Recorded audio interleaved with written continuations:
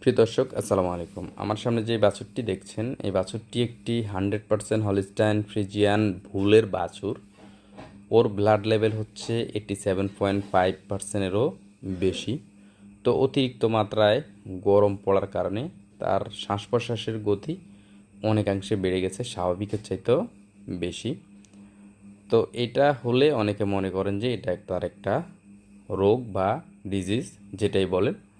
আসলে এটা তার অতিরিক্ত গরমে সে সারভাইভ করতে পারছে না বলে তার নাড়ির গতি অনেকাংশে বেড়ে গেছে। তো এই রকম সমস্যা হলে, এরকম প্রবলেম আপনারা আপনাদের বাছুরগুলিকে যদি দেখেন তাহলে এটা স্বাভাবিকভাবে নেবেন, এটা অতিরিক্ত গরমের কারণে তার এই সমস্যা দেখা দিয়েছে।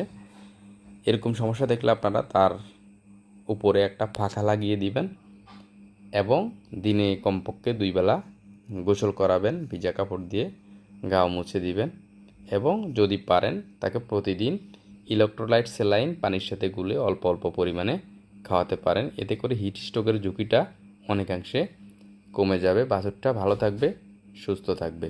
ধন্যবাদ। আসসালামু আলাইকুম।